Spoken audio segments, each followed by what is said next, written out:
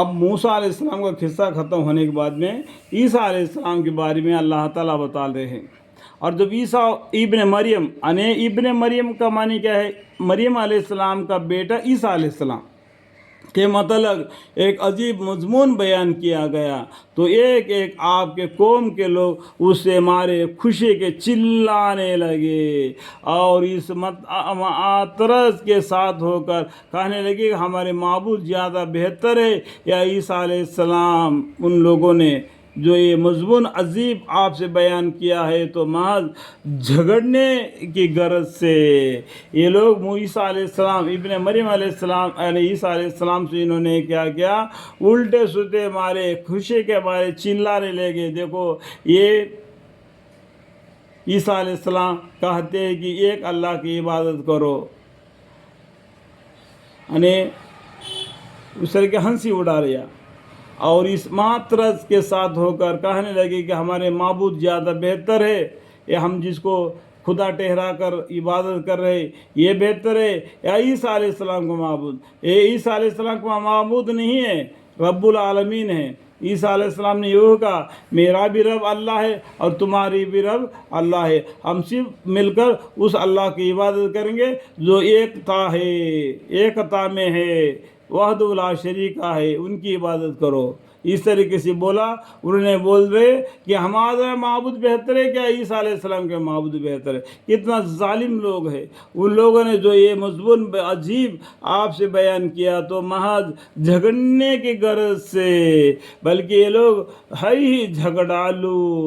اللہ کو معلوم ہے یہ ہے ہی جھگڑالو. عیسیٰ علیہ السلام تو محض ایک ایسے بندے ہیں جن پر ہم نے فضل کیا تھا. اللہ نے فضل کیا عیسیٰ علیہ السلام پر اور ان کو بنی اسرائیل کے لیے ہم نے اپنی قدرت کا ایک نمونہ بنا دیا. بنی اسرائیل کے طرف انہوں نے عیسیٰ علیہ السلام کو بھیج دیا، ان کو ایک نمونہ بنا دیا. اور اگر ہم چاہتے تو ہم تم سے فرشتوں کو پیدا کر دیتے، اگر اللہ چاہتے تو. دنیا میں ہم انسان ہیں تو انسانوں میں سے انسان کو چن کر وہ اللہ تعالیٰ نے پیغمبر بنا کر بھیج دیا. اگر دنیا میں فرشتے ہوتے تو فرشتوں میں فرشتوں کو چن کر پیغمبر بنا کے بھیج دیتا. اگر دنیا میں جن تھے تو جنوں میں سے جن کو پیدا فرما کر پسند فرما کر اس کو پیغمبر بنا کے اللہ تعالیٰ نے بھیج دیا. اس بات کو، اس گہری بات کو نہیں سمجھ سکے. اور اگر ہم چاہتے تو ہم تم سے فرشتوں کو پیدا کر دیتے کہ وہ زمین پر ایک کے بعد دیگرے رہا کرتے. اور وہ یعنی عیسیٰ علیہ السلام قیامت کا یقین کا ذریعہ ہے، قیامت کا یقین کا ذریعہ ہے. جب دنیا میں عیسیٰ علیہ السلام آ کے جائیں گے تو سمجھ لینا کہ قیامت نزدیک آ گئی ہے، قیامت نزدیک آ گئی ہے.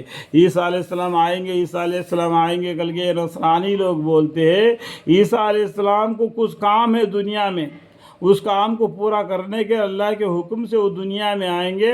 اس کام کو پورا کرنے کے بعد میں اس دنیا سے پردہ لیں گے اور اس کے بعد میں یقین ہے کہ قیامت آئے گی. یعنی عیسیٰ علیہ السلام کو اللہ تعالیٰ نے اس بات کے لیے پیدا فرمایا اور دوبارہ، اور وہ یعنی عیسیٰ علیہ السلام قیامت کا یقین کا ذریعہ ہے جو تم لوگ اس کی صحت میں شک مت کرو، شک مت کرو اور تم لوگ میرے اتباع کرو، اللہ کی اتباع کرو، اللہ کے آیتوں میں شک نہ کرنا اور اللہ کی عبادت میں مشغول رہنا. یہ سیدھا راستہ ہے، ھذا صراط مستقیم. اور تم کو شیطان اس راہ پر آنے سے روکنے نہ پائے، یعنی اللہ کے راستے میں آنے سے شیطان تم کو روکنے نہ پائے اور تم کو شیطان اس راہ پر آنے سے روکنے نہ پاوے. اور بے شک تمہارا سریا دشمن ہے. یہ شیطان کیا ہے؟ ہمارا سریا دشمن ہے، اس کو دشمنی ہی رکھو. یہ انسان ہمارا ہم سفر ساتھی ہے، اس میں دشمنی نہیں رکھنا. اور جب عیسیٰ علیہ السلام معجزے لے کر آئے تو انہوں نے لوگوں سے کہا کہ میں تمہارے پاس سمجھ کی باتیں لے کر آیا ہوں اور تاکہ بعض باتیں جن میں تم اختلاف کر رہے ہو تم سے بیان کر دوں تو تم لوگ اللہ سے ڈرو، میرا کہنا مانو. اسی طریقے سے تمام پیغمبروں نے یہی بات کیا فاتقوا اللہ واتیعون، تو تم لوگ اللہ سے ڈرو اور میرا کہنا مانو، بے شک اللہ میرا بھی رب ہے، اللہ میرا بھی رب ہے، یعنی عیسیٰ علیہ السلام کے بھی رب ہے اور تمہارا بھی رب ہے، یعنی تمہارا یعنی سب لوگوں کا رب ہے، بہت ہے، رب العالمین ہے اللہ تعالیٰ۔ اللہ تعالیٰ کون ہے؟ رب العالمین ہے، تو میرا بھی رب ہے، تمہارا بھی رب ہے۔